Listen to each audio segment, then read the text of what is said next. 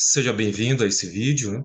Nesse vídeo vamos tratar sobre a não aceitação do perito na usucapião, porque isso também está demorando o processo finalizar.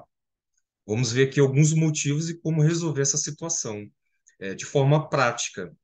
Vamos imaginar aqui numa situação de usucapião pela via judicial, onde o requerente pretende aí regularizar a posse e obter a propriedade do imóvel, e ele é beneficiário da justiça gratuita. E o perito não aceita, né, essa nomeação. Ou seja, ele estima os honorários, né, e o advogado ele acaba informando, né, para o juiz que esse perito está estimando um valor dos honorários periciais e o requerente não concorda. E aí o que vem acontecendo? O perito ele acaba ele acaba não aceitando a nomeação. E aí acaba vindo outro perito. E aí ele estima os honorários, o advogado não aceita, porque o cliente é beneficiário da justiça gratuita, e aí não é sugerido ali o complemento com a defensoria pública, tá, dos honorários. E aí os peritos não aceitam realizar o trabalho só com pagamento da defensoria pública, sendo que em São Paulo, por exemplo, a defensoria paga R$ 880. Então, ocorre aí essa troca, né, de perito. Estima os honorários, o advogado não aceita, informa para o juiz que o cliente não vai pagar, e aí o perito ele não aceita a nomeação. E aí fica trocando. Então, tem processos que estão se arrastando aí em 2, 3 anos aí, brincando só nessa situação aqui.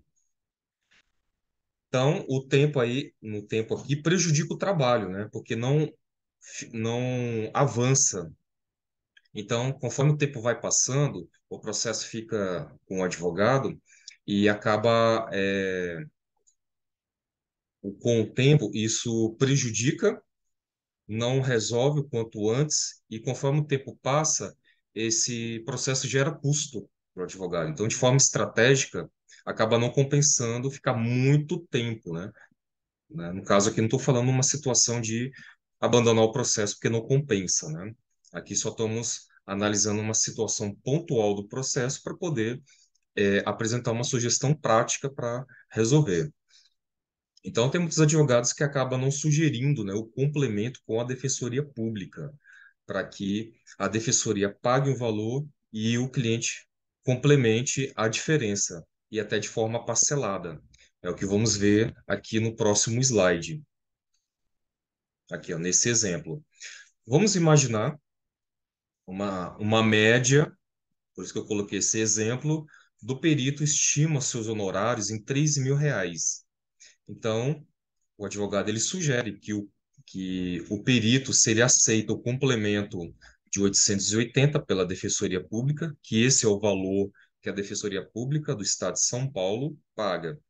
E a outra diferença restante, o saldo residual, R$ 2.120, onde o requerente pode pagar aqui de forma que parcelada.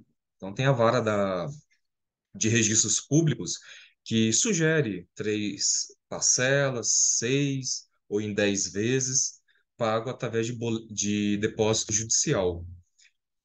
Então já se resolve uma situação, porque os engenheiros acabam, os peritos, né, acabam não aceitando fazer o trabalho só com pagamento da defensoria pública, afirmando que o valor não compensa, né, o deslocamento. E realmente, não vamos entrar em questões polêmicas, né, mas analisando o trabalho que montar ali o laudo, né, pericial, né, realmente 880 é um valor baixo. Se a gente se também temos como âncora a vantagem, o benefício que o requerente, né, o cliente do advogado tem, que o imóvel vai estar mais valorizado, com certeza compensa. Se o imóvel do cliente vai no preço de mercado custar R$ 300.000 ou R$ 500.000, e recomendar o pagamento da perícia em 2.000, que está ancorado num valor maior, preço de mercado, né, onde o cliente ele vai ser o maior beneficiário, então compensa, né? Então é importante ter essa linha de raciocínio.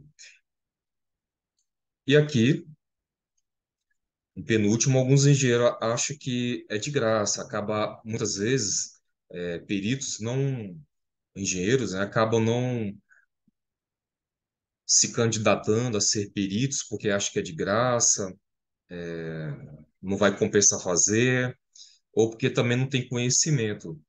Então, muitos profissionais acabam não aceitando, né, fazer trabalho para a justiça por conta disso, porque acho que é de graça.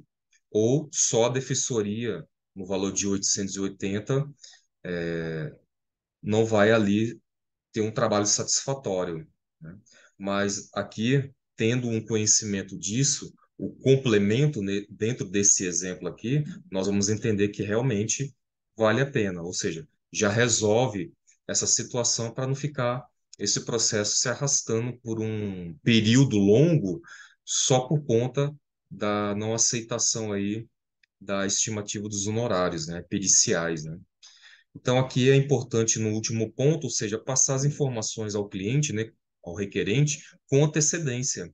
Informar que tem uma estimativa aproximada, que a defensoria arca com X valor, vai trabalhar para que ele seja o beneficiário da justiça gratuita, né, lá, logo no começo do processo, né? Então, é muito bom passar a estimativa, né, do trabalho, né, uma proposta, né, todas essas informações, porque não vai atrapalhar no meio do caminho.